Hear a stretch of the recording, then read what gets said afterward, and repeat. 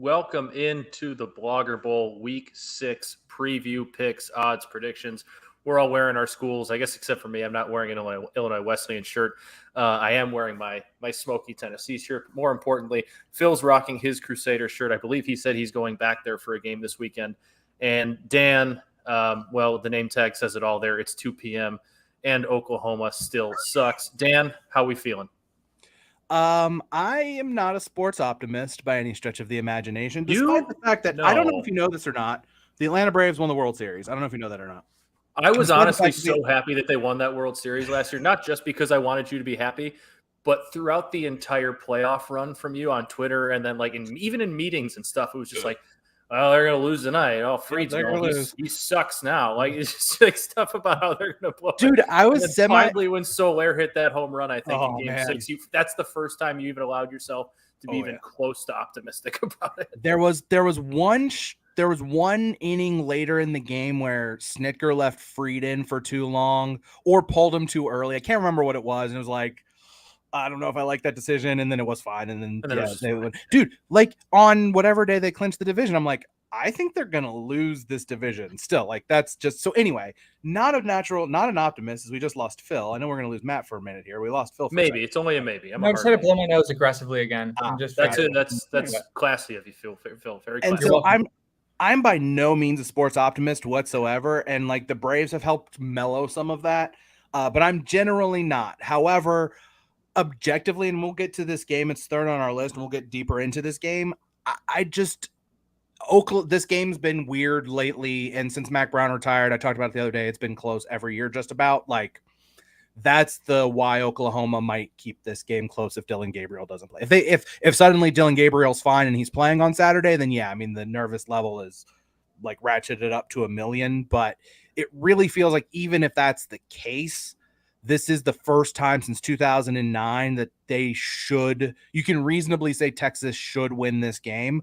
And so obviously that terrifies me because, well, then that means something's going to happen and we'll launch into that. But optimism fairly high. I think the last time I was optimistic about one of my football team's big games, it was Super Bowl 51, and that didn't go well. So we'll see what happens. Although I was right. The Falcons did kick the shit out of the Patriots. They just blew it. Anyway, we're going to move on to the slate for Saturday. We're just going to go chronologically here. We have 3 noon games, a really good noon slate this week, and we are going to start down in Baton Rouge. Number 8, Tennessee at number 25, LSU. Tennessee, a 3-point favorite. This is a 64.5-point total. A bit of a bummer. It's not a night game in the Swamp or in Death Valley, but this feels happy for my Vols that it's not. Yeah, I think this was just one that they CBS set the schedule. This is the one time a year they do their SEC doubleheader, and Alabama A&M's at night. So Tennessee, a 3-point favorite on the road. Matt, you've got the Tennessee shirt on, so start us off. What are your expectations for Saturday? You know, we were talking about it before the game, before the show. This feels a lot like the the Tennessee-Florida game. Like, it feels like a lot like that game, except the line is Tennessee -3, not Tennessee -10.5. Tennessee's defense, I think, is going to give LSU a chance to be in this one and compete and keep it close. I think it kind of goes similarly. Brian Kelly's going to have his team ready to play. He always does at home in big spots. I think LSU is going to keep this one competitive. I just think in the end, Tennessee's going to be able to score too much too fast, and I don't think the way that LSU offense is built right now, I don't think they're built to keep up in a track meet. I don't think that defense is quite good enough to keep it too slow. So I think while it might be a little bit of a slower start out of the gate for Tennessee, I think having the bye week after the Florida game really helps them not have that letdown spot, if you can even call at LSU a letdown spot. But I really think it really helps get them away from that. They've had 2 weeks to game plan for it. I think Tennessee's offense is going to be too much in the end for it. But if it goes anything over 3, I get very scared of taking that because of just how Brian Kelly teams, that Phil and I know all too well, somehow always managed to find a way to be in the game with in the last 5 minutes of the fourth quarter. His teams always seem to be there at home, not on the road, but at home in big games, they always seem to be there. So I don't know. Like LSU's probably going to find a way to keep this one competitive, but I think Tennessee's offense is just going to be too much in the end. Yeah, I second that. And this is what's interesting is Brian Kelly. You look at Brian Kelly like big games versus Brian Kelly like actual big games. So versus like in the true big games versus like the top number 1, number 2 teams in the country, he generally goes out and gets smoked. Like we've seen it kind of time and time again. But then there's these like second tier of like, I'm putting like big games where it's usually like top 10, top 15 type games where I think it's less of a massive disadvantage when it comes to a skill on skill. And a lot of times coaching can come into play there. But even still, I bet on Brian Kelly last week, and I will never do that again because they came out so slowly against a just terrible, dead Auburn team to the point on Twitter where everyone was just like, of course Auburn's going to win this game. Brian Kelly and LSU ended up fighting back and winning that game, but like you can't come out against Auburn, big SEC opponent, even though they suck, and kind of lay an egg like that. So I think Tennessee this is like a must win for Tennessee when they're looking at, hey, the next stretch of games that they have, and this would be a huge momentum for them. I also love Hooker coming off of a bye. I think he's an extremely mature quarterback. I think he's a very good quarterback. He also probably needed that week to get a little bit healthy, something going on with like shoulder, collarbone. He was holding it at the end of the last game. But I like prize pick spoiler right here, Hooker to complete over 20.5 passes. Because I do think this game is going to be close. If it's a close game, especially towards the end, I can even see Tennessee going down early. I see them throwing a lot, being successful. But ultimately, I think it's going to come down to Hooker versus Jaden Daniels. And I'm putting my money on Hooker there. So I like Tennessee -3 here, though. I'm flirting with the over, but I think with the slow start that LSU has shown that it can have, I'm sticking away from the totals there. Yeah, Matt and I were talking about it off air, like he said, and I was just kind of doing some research on this, and LSU comes into this game in kind of the same spot where Florida was, where people were like, oh, wow, they've just looked really unimpressive lately. Now, Florida had the great win over Utah, and then the next couple of weeks, they did not look great. LSU was down 17-0 against Auburn. They got a fumble return for a touchdown, got a turnover on downs, and 2 turnovers in the second half to turn around a game that they were playing very, very poorly in. So it's kind of similar to Florida really struggling with South Florida in that game. Then you say, well, Jaden Daniels, he was 8 of 20 passing the ball in that game. He banged up his knee. He is expected to play. I think he just had a bruise and I think he's fine. But we were also kind of talking like Anthony Richardson. He can't really throw the ball either. And then he came out and threw for 450 yards or whatever it was against Tennessee's defense. So it's kind of eerie in that regard. One thing about Tennessee that they have to fix. They allow 56.8% of their possessions on defense to be quality possessions, which is 109th in the country, but they're 8th in points allowed per quality possession. So they are the very definition of a bend but don't break defense. And there's going to be a reckoning at some point if they don't shore that up. The question is going to be, can Jaden Daniels and that LSU offense be the offense that breaks them finally? I don't know. I heard that there was a meeting between Jaden Daniels and his receivers that basically they said, you need to stop bailing out so much and trust us that we're going to catch the ball if you get it to us. So I don't necessarily know that means there's dissension. I think that means that maybe there's some hope that LSU can maybe make something happen in the passing game to give LSU a chance. It's just like LSU a dog at home. We saw what they were. I mean, I know Tennessee's better than Mississippi State, but like they were a dog at home against Mississippi State, won that game. I feel a lot better about playing LSU if this were later in the day at night. And, all due respect, I love the LSU crowd, and they will be out there in full force early, but it's just a different place at night. It's not the same as 7:00 kickoff. Yeah, exactly. So I don't really have a sense of this at all because everything seems to me like it should just be a game that Tennessee wins. But LSU at home and underdog, that definitely kind of gives me a little bit of pause. I will say with Tennessee here too, they are coming, like you talked about how Florida's offense was sputtering, came in and had a little bit of a get-right game against Tennessee. I think part of that has to do with it being – part of it is it's a rivalry game and just those teams always kind of step up in those moments. But I think Tennessee saw a better version of the offense. They're going to – maybe not – how do I put this? I guess a better quarterback running kind of a similar type of attack they're going to have to stop. Anthony Richardson is at his best, like he was against Tennessee, is a better player than Jaden Daniels. That's not a knock on Jaden Daniels. That's like when Anthony Richardson is on, he's one of the best quarterbacks in the country. So I think Tennessee kind of has, I don't want to say the blueprint to stop it, but maybe the blueprint to kind of contain an offense like that. And getting the monkey off their back that was Florida, they played well against Florida, but you could tell there was some hesitation there at times. There was a little bit of tentativeness, and Hendon Hooker did a lot to Hendon Hooker was the one guy who seemed like he didn't feel that, who made some big throws when he had to and always kind of had a response. But like there was always that tension in the building when Florida scored a touchdown and Florida was doing some things well. And Hendon Hooker kind of did his best to get that, put that to rest. But I think now that whole team kind of has that Florida dragon slayed, I'm interested to see how they look, without that looming black cloud. Because obviously Alabama's a looming cloud, but everybody knows that. Mm-hmm. Florida was the one they kind of had to get by. I'm interested to see, do they kind of feel the same way with LSU? Or is it like, all right, guys, like we got by Florida, we are different. That's the sign we're different. Yeah, and if you look at it too, I like Hooker to really protect the ball. He has 8 touchdowns, no picks this year, which I think is huge playing in a big game on the road versus Jaden Daniels, where it's like I think he'll be a little more loosey-goosey with the football, especially if his receivers are like telling him to hang in the pocket and throw it more often before bailing. And with a bit of a bum knee, like he's probably going to be throwing the ball more opportunities for a little bit of errant throws. And so I think when it comes down to it, some turnovers are going to make the difference. And again, with the quarterback battle, I like Hooker more than I like Daniels in that spot.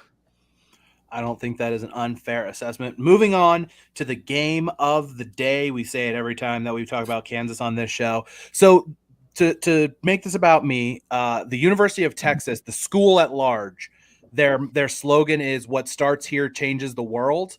Well, Texas lost to Kansas in the fall, and now Kansas is ranked and hosting College Game Day for the first time. So spot on, UT. You got that one absolutely right. But College Game Day goes to Lawrence for the first time, at least for football. I meant to look this up. I wonder how many times they've been for basketball. Fun fact, I felt like I was going to die driving from Wichita to Lawrence for College Basketball Game Day show once. But for football, it's the first time, and why not? This game is fascinating for a lot of reasons. Number 17 TCU at number 19 Kansas. TCU a 7-point favorite. The total a very nice 69.5. Matt, what do you think is going to happen here in Lawrence on Saturday? I don't want to say it, but like I think this is kind of where the luck isn't the right word. Where maybe the clock strikes midnight for Kansas a little bit. I think they are a very good football team, but I mean, man, what TCU did the last week against Oklahoma was impressive. And was that more Oklahoma struggling? Was that TCU is good? Was that a little bit of both?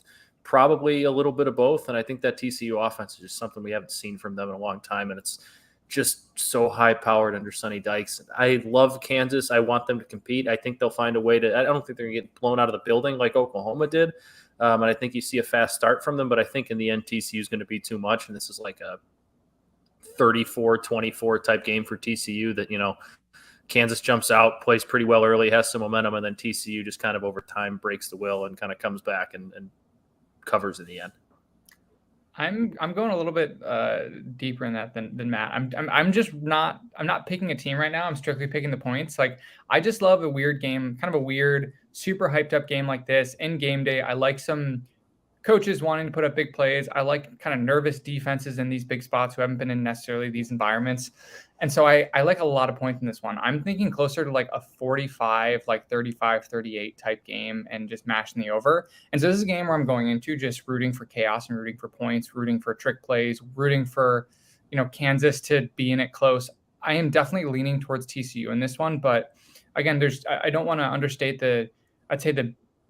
it's almost like Kansas is in like their true first like big game spot. It feels like where like the whole world is watching them.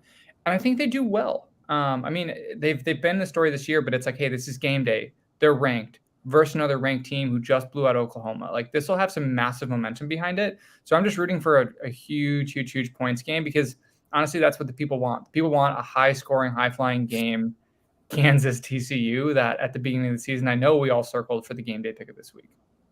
Well, yeah, I mean, we all figured they were going to be at if they weren't going to go to A&M, Alabama, they'd be at another Big 12 game this week.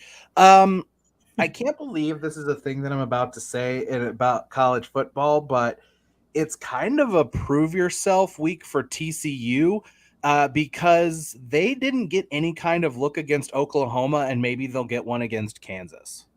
I can't believe such a weird thing to say. And it's accurate. So here's the thing. It's very accurate, just so weird to say. Yeah, it's so weird to say. And here's the thing, okay? Like home game day, we've talked about it. Maybe they will just be motivated to play their best game, but the Kansas defense is not very good. 61% of their possessions on defense are quality possessions. Iowa State should have beat them. Their offense is very inefficient. TCU's offense has been unbelievably efficient so far this year. Top 5 in both rushing and passing EPA. They're 5th in early down EPA, so they're never in bad situations. They're 13th in 3rd and 4th down success rate, so they keep the chains moving when they do have 3rd downs. Everything they've done so far is good. The one question is like, if there's any kind of decent coverage, can Max Duggan make the throws that you need to make in a close game? And that's where I come back to. Oklahoma's defense, even before the Dillon Gabriel injury, it was 34-10 when Dillon Gabriel got hurt. It's not like Dillon Gabriel's injury swung the balance of that game at all. TCU was dominating that game before the injury, and the injury basically said, okay, this is done.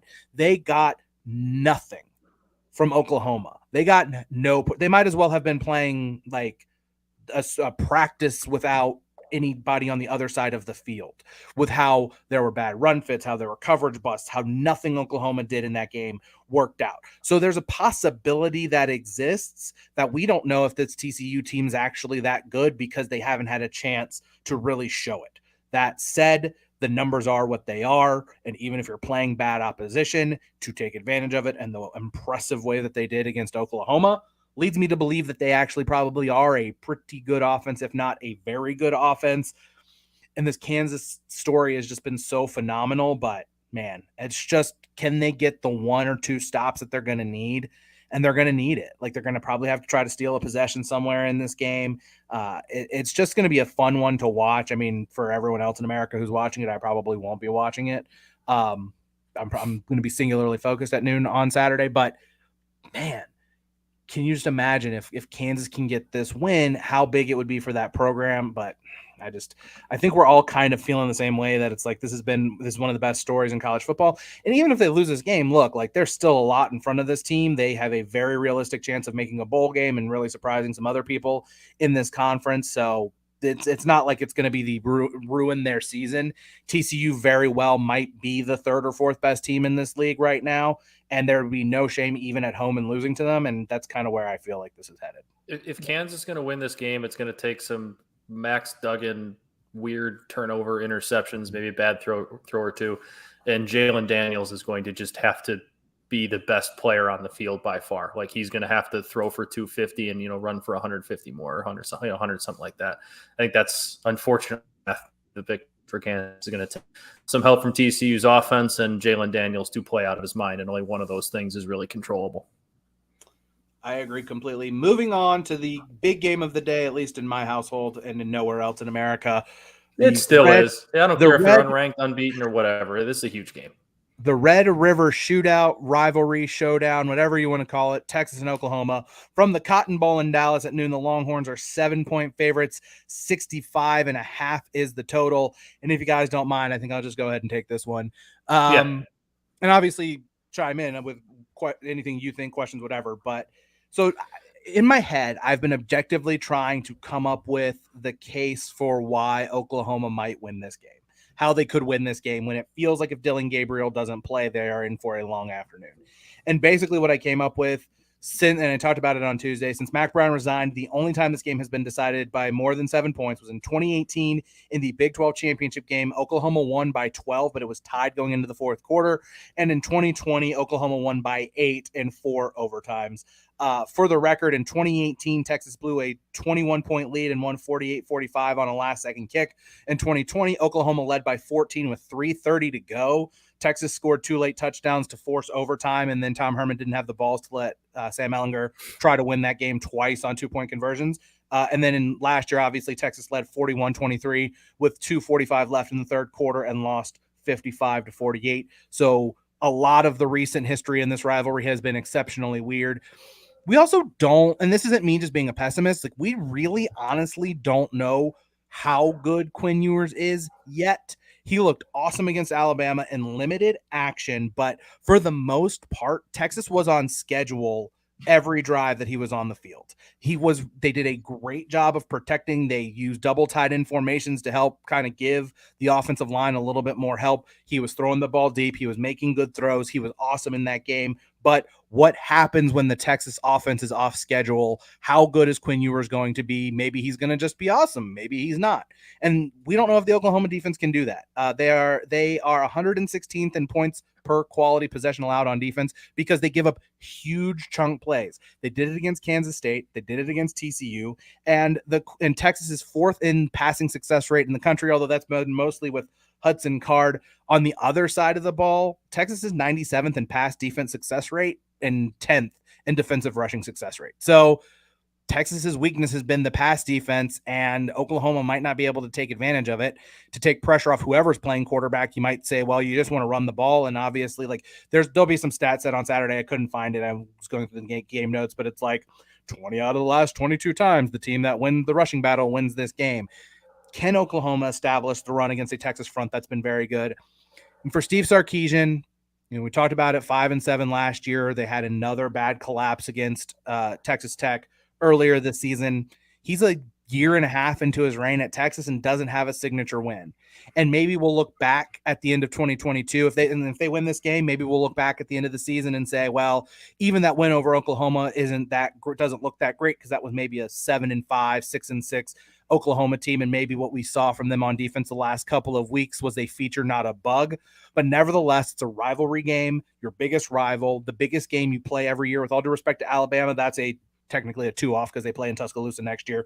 This is it. You don't get moral victories at Texas. The Alabama performance was encouraging, but you did not win. Still doesn't have that signature win, coupled with how the thing ended last year, blowing that lead with a lot of those players back this year. Objectively, it's hard. I mean, and I was way wrong about the Alabama game. I go back and listen to how wrong I was about that. But objectively, if Dillon Gabriel doesn't play, there's no excuse for Texas to not win this game by 2 scores. Yeah, I know exactly how you're feeling. Phil, I don't know. This reminds me so much of not exactly the same situation because this was like week 15 for Notre Dame and it was to go to the national championship game in 2013 or 2012. But this reminds me a lot of when Notre Dame had to go to USC undefeated at the end of the year and USC was a 6-6 football team or a 6-5 football team. And yeah, on paper, Notre Dame was the much better football team, and it shouldn't have been. There was no debate about it, but it's still USC. USC had won the last 4 of the last 5, whatever, had dominated the series forever, and it was I know we're the better football team. I know we should win this game, but fuck, it's still them. We still have to beat them. We have to slay that belief. So from the outsider perspective, I think Texas should win this game fairly comfortably if Dillon Gabriel doesn't play. And even if he does play, I don't see Oklahoma's defense being able to do enough because I do think you talked about how, you've talked about since the Alabama game, how you liked how Sark got the boys ready for that, but then since then hasn't coached that great. It was West Virginia and the loss to Texas Tech. This is back to being another one of those big games that I think he's been maybe even been preparing for a couple weeks now. So I think he's going to have that team very prepared and very ready to play. I think they were very prepared for West. I will say I think West Virginia is the worst team. Fair enough, but I've seen what you said about how since he got UTSA did a great job with the UTSA he did a great job with the Bama game plan, that game, but then a couple games wasn't. Yeah, right. I think this is back to more big game. He's been focused on this one for a little bit. Objectively, from the outsider perspective, I think Texas is going to win by quite a bit. I will not touch the spread, though, because similar to what we talked about with LSU Auburn last year, this is one of those weird rivalries that just it's always close. It doesn't really matter which team's better than which or by how much. It just always somehow finds a way to be close. But, I mean, on paper, Texas should win this game 49-28, something like that. It shouldn't be all that close. Yeah, and I don't see Dillon Gabriel playing. That was a pretty vicious concussion. And I think with kind of the Tua thing too going on, you can't bring him back. And I'm not saying that's why you can't bring him back, but if you bring him back, even if he's totally the thing is there was just a huge national thing where some guy took a vicious concussion, came back a week later when he shouldn't have come back and got another vicious concussion. I think they're going to be very conscious of that, especially because there's going to be tons of eyeballs on this game. Couple quick notes on this for me is I think, again, I really don't think Gabriel plays. Whether it's Ewers, whether it's Hudson Card, I think they're going to be able to get theirs going against the secondary, which is going to open things up for Bijan Robinson and allow Texas to control the line of scrimmage a little bit, which is going to be huge. And so I like the under in this one, honestly, but I like Texas to control it simply because it's who is Oklahoma's backup? I just looked. It's a guy who has a mustache, Davis Bevel. Yeah. Davis who Bevel. May not. They've got 3 different guys who could play in this game. And trust me, There will be a nightmare between now and kickoff that I have at night where General Booty comes off the bench and beats Texas. Well, that would be. I wouldn't. If hate that happens, you got to pack up the program. You can't lose to General Booty in a game. You're 7-point favorites. You can't bow down to the booty, as they do say. Jesus. But again, it's a situation where I like Sark planning for this huge game, knowing there's so much riding on it, where there's not as much for Oklahoma. They can have the excuse that this is his first year in the program. We lost our star quarterback. But again, it's just a rivalry game, so it's weird. But I'm leaning more towards the under in Alabama or in Texas to hit some deep, big plays over the top, but then try to more control the game at the line of scrimmage to prevent OU from running the ball, as well as Bijan Robinson getting his running between the tackles. For what it's worth, Oklahoma has a defensive back named Joshua Eaton, so they have Eaton Booty on their team. In case you were wondering, Texas at least actually better if Eaton was a Texas defensive back and then picked off Booty, and then you'd say Eaton intercepts Booty for sure. So Texas has been my last note on this. Texas has been a favorite 3 times in the series prior to this year since 2005, the national title season, or since 2004, I guess, starting 2005. In 2005, they got off to a little bit of a nervy start and then just absolutely blew the doors off of Oklahoma. 2006, it was actually they were down 10-7 at halftime, then outscored them 21-0 in the second half and really dominated that game. 2009 was the kind of the antithesis where, and this is kind of the nightmare scenario for Texas, where they could just not block Gerald McCoy, and that was the year they lost Alabama in the title game. They could not block Gerald McCoy. They pushed. It was a 3-point win. So generally when Texas is favored in this rivalry, it hasn't been a lot lately, but it's justified. Generally when they are favored, they tend to kind of rise to that occasion. Moving on to the best 3:30 game window and in the 3:30 window, honestly, although it's the game I kind of have in my mind, I have the least kind of feel for. I think this is probably the best game of the day. Number 11, Utah at 18 UCLA, a 3:30 kick from the Rose Bowl. Utah, a 3.5-point favorite on the road, total 64.5. I'll open-ended question to the two of you because I have no idea who here thinks they have the best feel or read on this game. I got no feel on Go it. for it. I'm really excited to watch it. I've got a little bit of a feel, but it makes it's not logic based. I have a feel, but it makes no sense. Go on, Phil. So, okay, here's my rationale. So I was extremely confident against Washington going into UCLA. Like I was supremely confident in Washington, and then UCLA blew up in my face. So logic would tell you take UCLA much more seriously as they're going into another big game at home. That's where you're wrong, because if I would do that, UCLA would beat me twice in a row. So what I'm going to do is double down on that. And I think Utah, from a defensive perspective, is a very good team. I like Zach Charbonnet. I like UCLA's quarterback, but Utah's defense is different than Washington's defense. It's different than any defense that UCLA has played this year.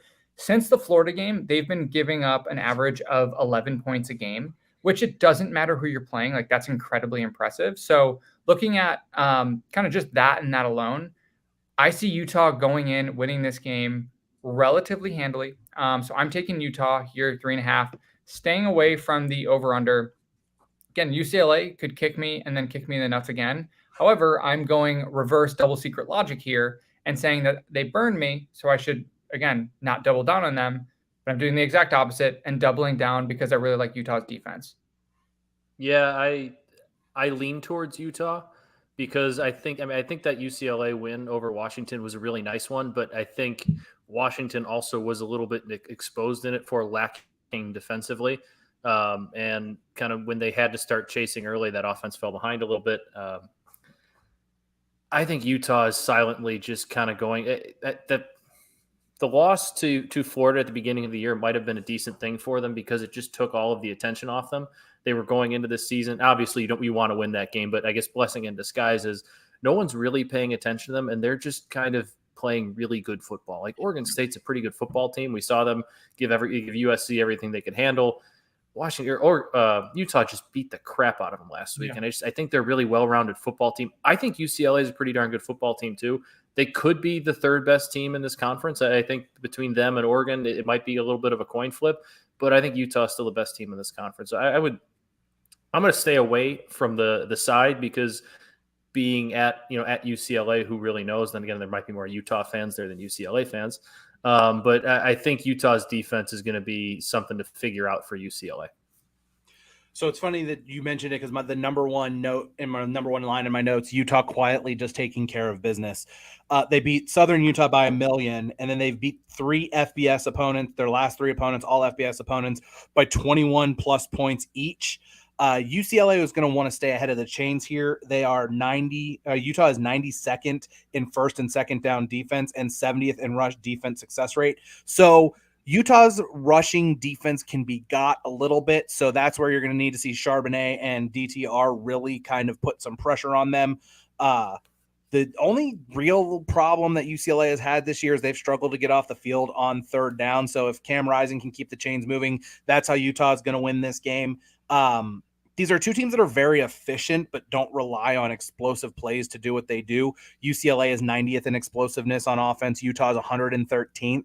So I would expect these 2 teams to be able to move the ball, but these are not going to be big play offenses, which is why if I had to make a bet on this game, I'd probably bet the under. I'd lean under here.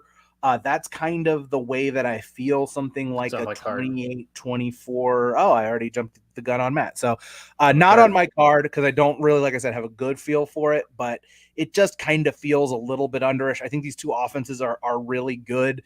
Utah's offense like I said, is efficient. I like Cam Rising. Would love for him to get back in the Heisman race. Not going to happen, but would love for that to happen.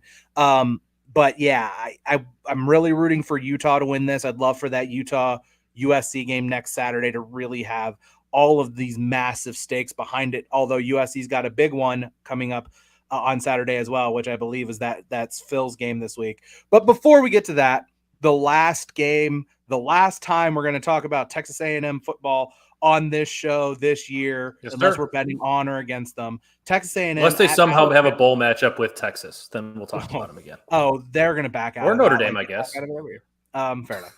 I'm sure we'll talk about them in bowl season. We're gonna talk about every bowl game.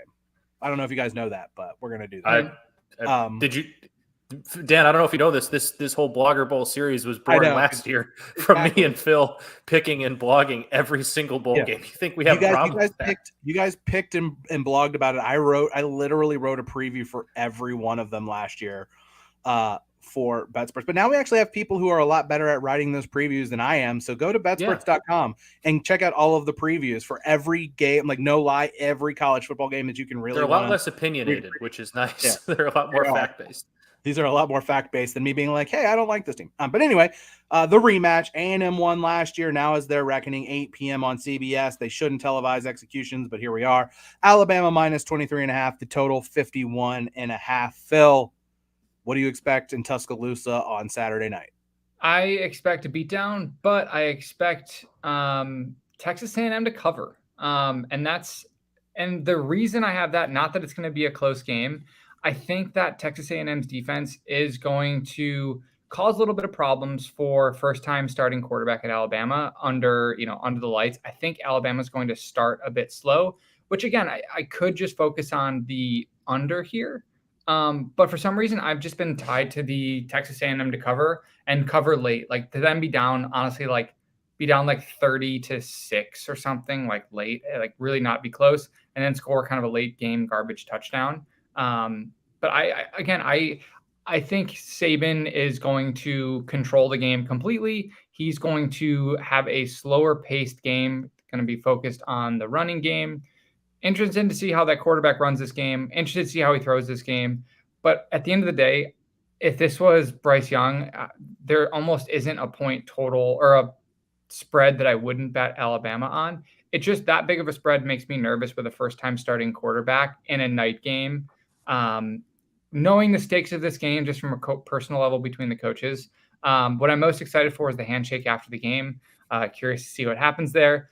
Curious to see if someone pulls away, someone grips tight, especially with Jimbo in the hot seat. This would put Texas A&M to 3-3. So an embarrassment would put Texas A&M, like Jimbo Fisher, like more officially, like sort of on the hot seat if he gets blown out, which is just hilarious looking at expectations coming into the season, listening to the Texas A&M fan base, looking at Texas A&M message boards. It'd just be sweet and juicy for that to happen. When Alabama wins this game on Saturday night, I believe that would put Jimbo Fisher's win percentage behind Kevin. behind Kevin Sumlin's through the same amount of games coach, which would just be very sweet at Texas A&M. Are we sure Bryce Young's, is that 100% thing? Because I know he was kind of practicing this week. Is it more so they're saying he's day-to-day to make A&M prep for both, and then Milroe probably ends up being the starter? Is that kind of what we think happens here? I have no idea. Okay. But, yeah. Phil, I think everything you said makes a lot of sense. And I do think in a normal game, like the Arkansas game, for example, how we talked about, I think Alabama's better. They're probably going to blow them out, but that 17.5 is a lot because, they might take the gas off late and Arkansas covers whatever. Ended up not, but like that was kind of looking like what might happen for a little bit. This is a Nick Saban like revenge game. I don't think he did. I think he likes Sam Pittman. I don't think he had any desire to absolutely embarrass Sam Pittman. I think he has every desire to embarrass Jimbo Fisher. I don't think this goes too well for A&M. I did look at the A&M team total, which was 13.5. And as much as I want to take that under, I think it's slightly too low because who knows what happens in garbage time. But man, I think this is a Nick Saban wants to absolutely put Jimbo Fisher under his shoe and squash him. Real quick, just came across on Twitter right when we started the show. Pete Thamel reporting Quinn Ewers is expected to start on Saturday against Oklahoma. Good. So as we expected, but official now. Right. Unofficially unofficial. Unofficially official. I totally get where you're coming from with Nick Saban wanting to maybe run up the score here and beat down Jimbo Fisher in this game. If Bryce Young can't play, I don't know that it is in Nick Saban's best interest to try to do that, because the way that you do that is you throw the ball a lot and you just take a lot of deep shots against the Texas A&M defense. And I don't know that Alabama's positioned to do that with a first-time starting quarterback, even if he's at home, in Jalen Milroe. Also, A&M, like we talk about how good their defense is, they give up 170 yards per game on the ground, 4.4 yards per rush. So their defense you can chew up their defense. A&M's 115th in time of possession, and in time of possession is a stat that you need to use in context if you're going to use it. And I think it's actually valuable in this case because their offense just hasn't been able to stay on the field this year. So you have a defense that gives up a lot on the ground and an offense that's not going to do much. You have to remember, of course, the objective is to win. You're Alabama. You don't need style points. You don't need to go and beat anybody by 40 points to impress people. You're the number one team in the country. So we talked about it on Tuesday. I kind of still hold my opinion here of this is going to be the kind of game that the scoreboard might not reflect how one-sided this game is, but it's going to feel, to me, it seems like it's going to feel kind of reminiscent of some of those like early 2010s up to like 2015, 2016 Alabama game where they just choked the life out of an opponent by running the ball in that game. Would he love, in a perfect world, would he love his receiving group to be clicking and Bryce Young to be healthy and that offensive line to be really good and maybe go throw a couple of balls late on Jimbo to kind of maybe send a message? Perhaps. I don't think you want to risk the hubris of trying to blow out a team when if you just go out and handle your business, they're not going to probably be able to do a whole lot against you on offense. I think like 31-7, 27 set, like something like that. I think it's going to be right around the number. I mean, the under is probably a good bet. I actually do have a bet on this game, which I'll get to later. But if I had to pick like a full game side or total, which might be a little bit of a tell on what I'm going to be betting later, maybe the under makes a little bit of sense. But like also maybe they can just move the ball and score, and A&M gets some garbage time stuff. But I just don't know that trying to run up the score is going to really be the best way forward for Alabama when they can probably just go in, handle their business, take care of this, and hope that Bryce Young's fully healthy to go against the Tennessee team that they're going to very much need him to play against, where they probably can win this game with Jalen Milroe as long as they don't really try to have him do too much. And I think that's honestly almost more demoralizing for Jimbo Fisher and Texas A&M. We're just going to go and quietly handle our business. This is going to be a fast game because, again, there's going to be a lot of running from both sides here. So it's like if Alabama just goes and wins quietly by 21 points and doesn't really bat an eye, they shake hands and the game's over. It's almost like Nick Saban being like, Jimbo, I was really worked up about this, but I don't really give a shit. We just handily beat you with our backup quarterback, and this is just another walk in the park for us, which is kind of how I think this game goes. I don't see it just being a very eventful game outside of the first 8 minutes, 10 minutes of gameplay. Yeah. And I will tell you at the very least, and I will save mine for last, but my game off the radar, under the radar this week, should be reaching its conclusion, most exciting part of the game, the early part of this game. So you can probably want to tune into that one instead. Moving on to our games. Actually, you know what? I'm going to go first here because mine is the most off the radar. We'll save Matt's for last, and then Phil's will go in the middle because I actually put Phil's game as one of the big games this week. Didn't know if we wanted to talk about it. And before I was able to bring it up, Phil said he wanted to do it as his off the radar game. So we will have that one later. I'll go first, though. At 6 p.m., the best group, you know me, I'm a group of 5 football appreciator. The best group of 5 game of the week. Western Kentucky makes the trip down to San Antonio to take on the Roadrunners. These two teams played twice last year in the regular season in the conference championship game. They combined to score 188 points over those two games. Obviously, the Western Kentucky offense not quite as strong as it was last year, but the games were also decided by 6 and 8 points. So 2 high-scoring gong show fun games last year. These are 2 teams that have been putting up lots of points, lots of yards, 2 teams who are nearly 2/3 of all of their possessions are quality possessions. So they're doing just unbelievable things on offense. Frank Harris, 2nd, Austin Reed, 5th in passing yards. Reed is 20th, Harris 27th in passing efficiency. Reed 11th, Harris 15th in passing attempts. So these are 2 teams that are going to throw the ball around the yard, who have been throwing the ball effectively all year. Should be a close game because I feel like every UTSA game against Power 5 teams has been close. Texas, they hung around with for a half. I think the Houston game was an overtime game. They beat Army by 3, and then Middle Tennessee made it a 1-score game in the fourth quarter before UTSA scored a late touchdown to win by 14. So every game the Roadrunners have been playing is close. This should just be a fun shootout kind of game on ESPN Plus, 6 p.m. Eastern. Can't wait to watch that one, celebrating a big Texas win and hoping another Texas team does quite well on Saturday.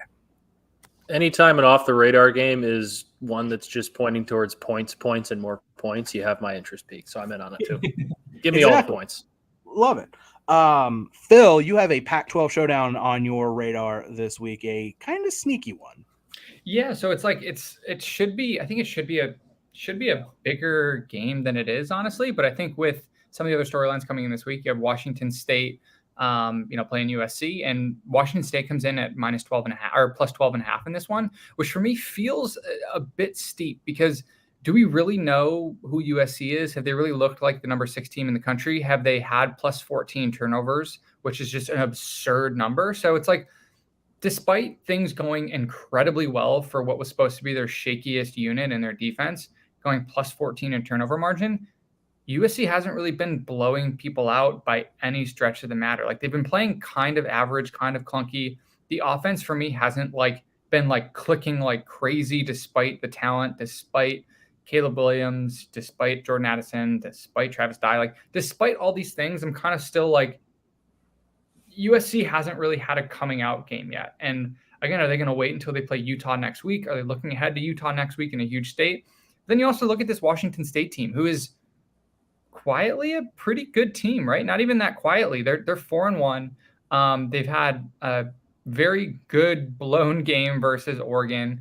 They got a sort of get right game versus a good Cal defense last week, winning 28-9, and heading to USC getting 12.5 points, which I don't think I'm going to go as far as to say that Washington State can beat them, but I really like them to cover because USC has been playing close games this year versus average teams. They haven't played a really good team yet, and Washington State might be the best team that they've played so far. Oregon State maybe, but I think Washington State might be the best team that they played this year. You have the opportunity for Cam Ward to go in and, and the lights of Hollywood put up a big game. So I like this to be a tight game late, something in the mid 30s going one way or the other, but I like this tight. And I think this is going to be an exciting game. And again, until next week, I truly don't think we're going to see, we're not going to be able to tell who USC actually is when they play a good team. But for me, they've just been kind of going under the radar, playing average football and climbing the rankings, and people saying they're great when they just haven't been impressive to me so far. So this is, for me, it's an interesting opportunity to see, okay, USC has another quasi big game before an actual big game next week. Do they put together another blasé average performance, or do they actually look like a team who's top 10 in the country? Please tell me this is not a Pac-12 network game. I don't think so. This better be on my actual TV. Fox. This has to be on Fox too. It's on Fox, yeah. Okay, thank God. I feel like this yeah, Phil, I think you said that really well. I think this Washington State team is the best team USC's seen all year. I have been this Stanford game was impressive, and now like looking back on it, we knew Stanford wasn't that great, but they've been even less impressive since that point. So like, I don't know, they've taken care of business against bad teams, and then against some okay teams, they've looked okay, and they came away with a win on the road against Oregon State, where they had 4 interceptions, and their turnover the turnover luck is bound to change at some point. And Washington State's just been a quietly very efficient football team, and they've won games in different ways so far this year. So I think that's a big spread, but USC's offense on the opposite side is explosive enough that this could be a close game. And then in the fourth quarter, they can put up 2 scores like that, and then USC ends up covering. But I think this is one that we talked about at the beginning of the year, how Washington State could be that chaos agent in the Pac-12. And, we're going to be watching a couple late night games where they're going to be into the third and fourth quarter. I think this is one that goes in the fourth quarter where the game's not yet decided. So there's 2 schools of thought here. And my inclination is that as much as I would like to see USC lose, I don't think that Washington State's the team that's going to be able to really push them. And the problem is that Cam Ward, as much as I love him, he's just too cavalier with the ball. Yeah, he's giving away the football a lot. He's ball away a lot. He has thrown multiple interceptions against all 3 Power 5 teams they've played. They've turned the ball over 12 times so far this year, which is not a recipe for success against a team that has 15 takeaways. That said, USC's defense has been very bend but don't break, and largely because of those because of those turnovers. Ward has thrown for over 1,000 yards and 9 touchdowns in his last 3 games. Washington State has taken the ball away 8 times themselves this year, so they've been pretty good at going and getting it. So if that turnover luck flips the other way and maybe a interception goes through a defender's hand for USC, and one of those kind of prayer balls that Caleb Williams throws goes into the hands of a defender, they can keep this game close. They have the capability to do it. I do think that they do. I just worry that a team that with a quarterback who is a very, very boom or bust kind of player, is he going to protect the ball well enough for them to win this game? I mean, obviously part of this spread is baked in that it is at USC. If it were in Pullman, maybe feel a little bit better, but kind of like we saw how Chance Nolan couldn't protect the ball against USC when Oregon State had a chance to win that game. I just kind of feel a little bit worried. This one also, because I can, again, just make everything about me, tangentially Texas-Oklahoma related a little bit, obviously with the former Oklahoma connections of Caleb Williams and Lincoln Riley. Cameron Ward, the quarterback at Washington State, his cousins Quentin Jammer and Quandre Diggs, Texas legends, and Tom Herman was too stupid to offer him a scholarship, even though he was like a 5'9" small school quarterback. If we could give Case McCoy a scholarship, we could give Quentin Jammer and Quandre Diggs' cousin a scholarship, and we didn't do that, and now he's tearing it up at Washington State, but turning the ball over too much. I'm going to go ahead and take a break here and leave this one to you guys and let you guys just wax poetically for, I don't know, let's say 5 to 10 minutes. Because I know Matt is dreaming of Vegas, and no, that doesn't mean I wish I was there. No, it does. It also does mean that. Or sitting at the casino and playing that horse racing game that we were playing when we went last year. Oh, that was a great game. That was a lot of fun. It was it was basically automated horse racing. It was fantastic. It was fantastic. A great way to waste an hour and a lot of money of your life. But Notre Dame and BYU at Allegiant Stadium in Vegas. Go ahead, Matt. You guys talk about this one. I'm going to sit here, drink some Gatorade, and I don't know, maybe surf the internet a little bit or something. I don't know.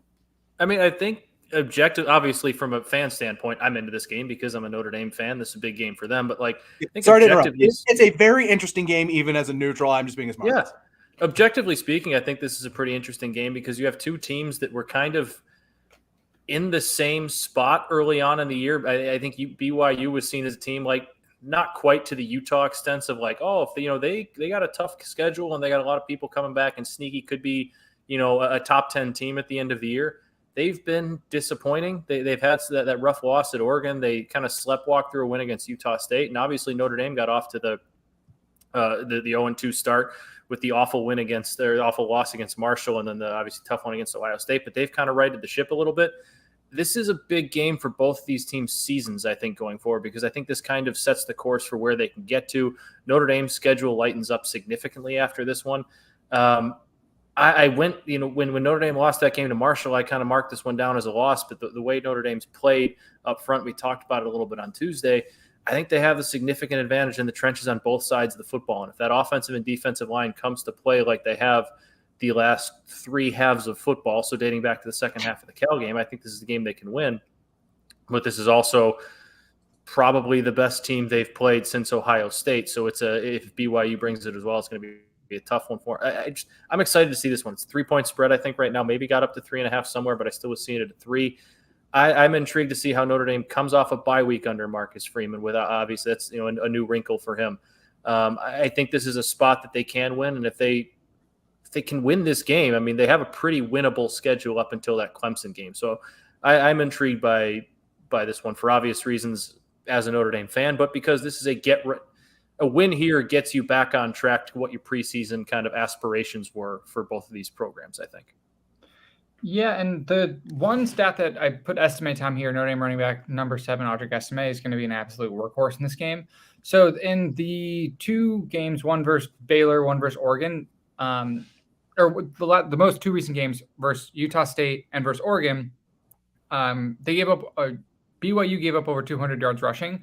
And if you watch those games, even watch the highlights, the thing that sticks out is late in the game, BYU did not want to tackle. So I'm just wildly unimpressed with BYU's second level tackling. And so that's really what the game's going to come down to for me is you have Notre Dame's offensive line, which is surging, the running game, which is surging. And you have Audric Estime, a back who's 5'11", 225 pounds, who last 2 weeks ago. Yeah, 2 weeks ago versus North Carolina, put up over 135 yards rushing, and sort of has really broken out in terms of what he does late in the game. It is, again, not for Notre Dame fans, I'd say Robert Hughes in terms of comparison, but for like more broad fans of college football, not making this comparison in terms of like level of talent. Don't get me wrong here. Type of runner. But he has the Derrick Henry late game effect where in the 3rd and 4th quarter, people don't want to be tackling a 230-pound running back coming downhill at you. It just isn't fun. As a former safety, I can comment on that. Yes, like late in the game, especially if you're getting worn down a little bit, tackling someone who is an absolute psycho going downhill is not fun. And so I think there are going to be holes in which it's going to be matchups with linebackers, matchup with the second level. And I expect him to fall forward. I expect a lot of missed tackles significantly in this one. And then on the other side of the field, Notre Dame's defensive line has been surging. So like Notre Dame's identity going into this year was we want to have a strong offensive line because we have good running backs.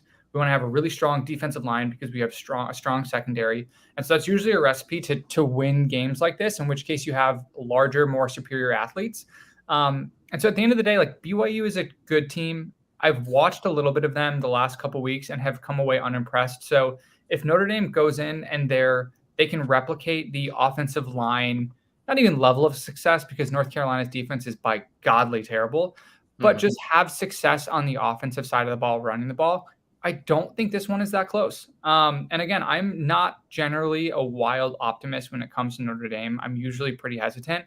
But going into this one, I see Notre Dame coming off of a bye, coming out and playing very well and getting back into the conversation of, okay, this team should be ranked in the mid-20s throughout the rest of the year. They're not top 15, they're not top 10, but they're a mid 30 to 20 ranked team. And I think BYU slides a little bit in what looked like, if BYU ran the table this year, I think they had a schedule which could put them in playoff contention. But after getting absolutely steamrolled by Oregon, that's obviously not in the picture anymore.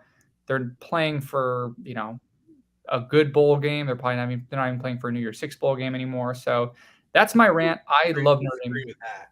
What? Sorry, you're probably talking to my mic. Hypothetically, I don't think they're going to win. But if they win this game, they still have to play Arkansas and they still have to play Stanford. If they beat an Arkansas team that beat Cincinnati and they run the table, I think they'll get the de facto group of 5. I'm assuming they're considered group of 5 still until they join the Big 12, even if they're not. So I do think that they do have a shot. They have to run the table, obviously. Winning this game. One-loss BYU team? I'm saying they don't win this game. Gotcha. Fair. Yeah. Okay. So, again, I don't know why I'm overly confident in Notre Dame this week, but it just feels like, especially, love them or hate them, I really love Notre Dame's uniforms this game. There is something to be said about players looking and playing fast in all-white uniforms. So, if Audric Estime gets the speed from the all-white uniform to go with his natural power, it's dangerous.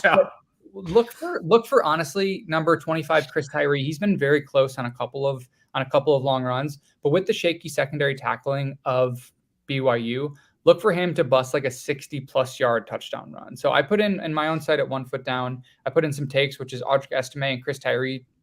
Audric Estime to go over 125 rushing and Chris Tyree to go over 100 yards total. So I love the running game this week. And then when Notre Dame can run the ball effectively, they have a quarterback who can distribute the ball effectively in Drew Pine, because he's not someone to go over the top, but when Notre Dame's running the ball effectively, it forces them to load the box, get some good one-on-one matchups. So I love Notre Dame in this one.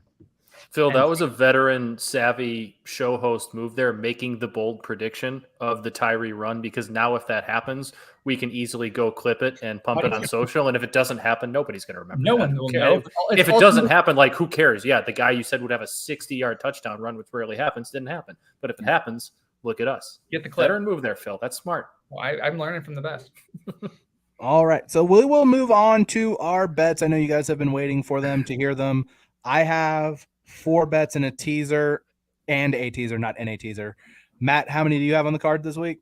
I had a great week last week. I was 7-1. Ooh. So I kept it under 10, but I got a nice card this week. I think I got 9. Phil, how many do you have? I have 5. All right, so Matt, why don't you start us off and just rip through what you got this week? I'll start it off. I got Florida minus 10.5 at home against Missouri.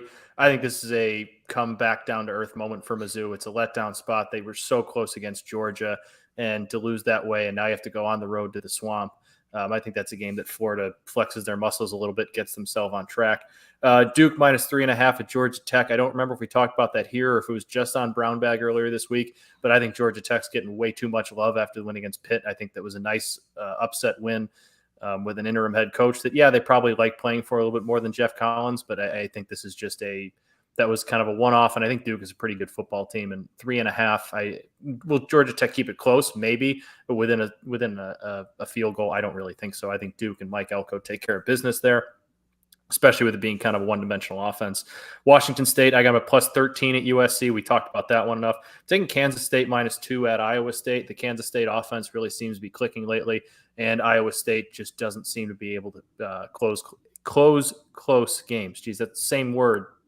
Same spelling, but different word. Interesting. But yeah, so I like Kansas State there. Plus, we talked about here a couple times, Dan, Matt Campbell's record with those 3.5 point spreads is just brutal at Iowa State. I want Alabama minus 6.5 in the first quarter against Texas A&M. I think they have a 10-0, 14-0, some type of lead. Notre Dame minus 3 at BYU. Purdue, Maryland over 58.5. Utah, UCLA under 64.5. And my last bet, hook 'em. Texas minus 7 in the Red River shootout over Oklahoma. I think they go in and they blow the doors off the Sooners. I'm backing the podcast. I'm having I would decide. I would do it. I already have a bunch of picks. I would jinx it, so it's not on my card. I'm on it. Oh, you could not pay me to bet that game. Well, you could pay me to bet Oklahoma money line just as a happiness hedge, but I'm not going to do that. But I'm going to do it for you. Oh, Texas laying the 7. Let's go Longhorns. Hook them. Phil, what do we got? So I've got North Carolina plus 3.5 against Miami. I think Miami stinks, and I think North Carolina's offense is really, really good. Their defense is terrible, but I think they win by, I think they win this one outright close. You gonna sprinkle the money line a little bit? Maybe a little sprinkle on the money line. I don't know. I'm still sticking with 3.5. I don't really know, Jeff. The 3.5. They could win by a field goal, or it's just I'm staying away. I like that line a lot too. Utah minus 4. We talked about that one. Sneaky weird one here. Louisville minus 3 against Virginia. I think Malik Cunningham's gonna have a little bit of a bounce back game. Screwed me on our prize picks entry. Yeah, he did, but I think Louisville lost one, or they lost versus BC last week, which was very strange. But Virginia is just terrible, and it's sad because Brennan Armstrong is a fun quarterback who's been killed this year somehow. Notre Dame minus 3, and then to close it out, I mentioned before, Washington State plus 12.5. And then we'll do prize picks after. We can just do prize picks all together at the end. I have 4 bets on the card this week. I have Nevada minus 3.5 tomorrow night. I saw that one against Colorado State. That is the Jay Norvell revenge game for the Wolfpack playing at home.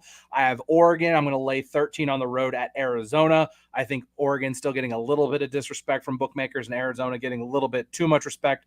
I think I too am also betting the Kansas State-Iowa State game, but I'm going to go over 45 in that game. I think Kansas State puts up a good number of points, and I think Iowa State cannot be as bad as they were finishing drives as they were in the other game.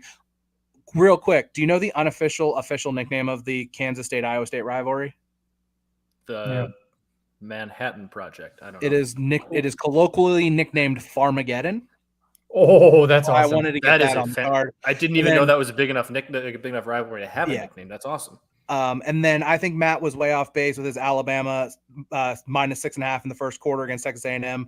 However, I am also taking Alabama minus 6.5 the first quarter against Texas A&M. We did not talk about that. We did not talk about that before the show. You might have seen me cover my mouth laughing because I was tempted to go first half. I was like, you know what? Let's just go first quarter. I'm with you. Like, even if they're trying to run the ball and it's I had the same line of thinking. I almost went first half. I was like, first quarter. Yeah, exactly. So if it's like 7-0, wouldn't surprise me. And I'm adding it to my card because I love it. Add it. So it's a podcast sweep. So again, Nevada minus 3.5. Nevada minus 3.5 against Colorado State, Oregon minus 13 at Arizona, Alabama minus 6.5 first quarter against A&M, and then Kansas State, Iowa State over 45 in Farmageddon. I love that's such a great. Oh, sorry, I forgot. I left off my teaser. So I teased this on Twitter last night. Teased my teaser, and it's called the Stinky Home Team 6-point teaser. I wanted to put Nevada in a teaser with I wanted to put two games in a teaser. I wanted to put Nevada and I wanted to put FIU against UConn.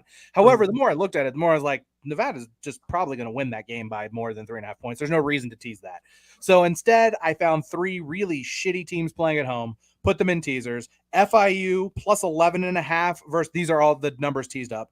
FIU plus 11.5 at home against UConn. New Mexico plus 9.5 at home against Wyoming. And then hold your nose, folks, because I'm rolling with the Minutemen. UMass plus 30.5 against Liberty. Because I don't trust Liberty. UMass is wearing their Pride uniforms this week. Does it just a fuck you to Liberty University? So I haven't done a stupid bet in a couple of weeks, and I figured why not? This is basically I wanted to get FIU UConn on the card, and I don't really have a strong sense of what's going to happen in that game because those two teams are fucking terrible. So there you go. Stinky home team teaser. Why not? I thought you were going to go stinkiest game of the week because we didn't mention this, but Wisconsin Northwestern just reeks. Oh, I love that. It's got. Is it at Ryan Field? Tell me it's at Ryan Field. No, it's at Camp Randall, I think. But that one is. But like it's a Jim Leonard. It's Jim Leonard's debut, so you might actually get like a Wisconsin team that's kind of fired up. Live pick here. What do we think? What do we think the over under is in that game? It's 35.5, isn't it? I would have said like 37.5. I think it's 35.5. I think I saw that somewhere. It's, whatever the under is, like. Go Vols. Well, I got one at 44.5. Really? That can't be right. That can't be right. I just Googled Unless they just think Northwestern's defense is that bad. It is 44.5. Then what game was 35.5? Who's Iowa play this week? Illinois? It's 36.5. Iowa, Illinois was 36.5. I thought Illinois is playing Minnesota. Nope. Iowa's playing Illinois. It's Iowa. Iowa, Minnesota has Illinois. I want to say Minnesota has a bye. Oh, that's Minnesota game next week. I didn't even look at this. Illinois is favored over Iowa. I'm telling you, Illinois is, man. This might be when I bounce back and grab a little Iowa. Fuck yeah, man. Do you have to sprinkle some money line there, right? Yeah. Is this in Champaign or at Kinnick? It's in Champaign. But okay. I don't know that so matters to me. They are, but like defensively, they're still Illinois good. lost to Indiana. They did some okay things on offense. Illinois killed Paul Chris last week. Yeah, but is this a letdown spot for them now? Coming back home against an Iowa team that can't score? It's Iowa at home. Like, that's a huge game for Illinois. Would they be bowl eligible? So was last week. Even if it's a big game, like every game is a big game when you get Chase Brown at running back. That's true. But we need to look at Brown now that they actually put names on the back. Gross. Oh, what a gross game. Should we get to prize picks? Sure. I'm doing one final prize picks check to see if they hung the prop that I was hoping they were going to. It does not appear. Oh, they did! Ooh, start it off, Dan. You got to start us off. You can't keep starting off, baby. I told you I will not pick Texas in this game at all. There's 0% freaking chance that I'm going to bet on Texas. However, because it's not my money and it's prize picks, they just posted it. Bijan Robinson, 102.5 rushing yards over. Oh, let's go. Let's do it. That is the thing is like over. The Texas over 102.5. Texas cannot. Their offensive line weirdly been a pretty good pass blocking line and a really bad run blocking line. Like their run blocking's been really bad this year, but I don't care. It's Bijan Robinson's last game, and well, no, look, there's a chance Bijan Robinson could come back for a senior season. You're gonna let that one hang out there. Probably not. That's a chance of a thing that could actually happen. His last chance to beat Oklahoma. Hear me out. No. Well, the only thing is that there's like 3 or 4 top 10 quarterbacks this year. I don't know the quarterback class next year, but if it's a light and quarterback class, that gives him a chance to be a top 10 pick. Whereas this year, probably. I was like wondering where you were going with that. No, that's the only thing is maybe he sees next year as a better chance to be a top 10 guy, but still probably doesn't matter. And honestly, like this is a conversation to have like maybe some other time, and it's kind of a crossover event. Feels like there's kind of been a running back revival in the NFL this year so far. It feels like teams are like way more inclined to run the ball. So it seems like we've kind of maybe overcorrected a little bit. And I think maybe the running back position is going to have a little bit more value at the next level. But nevertheless, Bijan Robinson's last Texas OU game, 102.5 rush yards. And just for the record, if that one doesn't hit, my other one was going to be Frank Harris over 26.5 completions against Western Kentucky. So when that one hits and the Bijan Robinson, both of them are placed. I've placed now 2 prize picks entries, one with Frank Harris, one with Bijan Robinson. Love it. So Frank Harris over 26.5 completions. He averages almost 28 per game against FBS teams. Connor Bazelak threw 55 times, completed 33 of them for Indiana against Western Kentucky. Probably the best passing offense that Western Kentucky has played thus far. So those are my prize picks. Nice. I've got Hendon Hooker. So I think you spoiled it already, but yeah, go for it. I already spoiled it, but Hendon Hooker over 20 and a half completions. Against his 2 biggest games, Florida and Pittsburgh, he threw the ball against. For Florida, 28 times. Pittsburgh, 42 times. So I think in a big spot, they've shown against better defenses, they're going to throw the ball a lot. I expect this game to be close. Expect him to throw the ball a lot. Expect him to be accurate, not turn the ball over. Expect him anywhere from the 25 to 28 completions. I was going to go. I do like that. I think he does clear that. I was going to go with Drake May's passing yards total, and I do like that. It's 311.5. I like that over. I like 400 in that game for him. But I found a better one that I liked after we talked about it. I did something similar to Dan, kind of went and scrolled a few more times as we were talking to just make sure I had the right one I wanted. I feel like this one needs to be called like our Homer prize picks because while Tennessee isn't, we're not technically, born Tennessee fans, Phil, we have adopted them as our Vol. So it's a little bit of it's a Homer guy, a guy we like. Dan's got Bijan Robinson. I'm taking Audric Estime over 60.5 rushing yards. I think that total's way too low. When I looked, that wasn't on there. So Notre Dame wasn't on there to start now. It's mash that. Notre Dame was not on there when we started the show. It was because it's one of the later games. Sometimes those pop up later in the day on Thursday. He's second. Cal, he had 76 yards rushing on 18 attempts. And UNC, which obviously is UNC's defense, would take it with a grain of salt, but 134 on 17 carries. I think he's going to get a lot of opportunities as well. So I don't think 60.5 is too big of a bar to clear with how well Notre Dame's offensive line has played. And they've shown that they really like to get him involved and get him carries early and often. As much as Chris Tyree is kind of the home run hitter, when they're running in between the tackles, Tommy Rees has shown he likes giving Audric Estime the ball to soften up that defense a little bit early. So I think he's going to get plenty of chances. I really like the over 60.5 there. I love it. Do we have any? Let's go win some money. Go win some money. Go Irish. Hook 'em horns. We'll be back on Tuesday to recap everything from the big win for the Longhorns to the Irish's big win against BYU to Tennessee's big win against LSU to anything else. Hopefully, us all Kansas's casting big win. A lot of bets. Most importantly, we will talk Texas. Now we'll talk everything that happens, and we will be back. For Matt, for Phil, I'm Dan telling you that it is 3:12 p.m. and OU still sucks.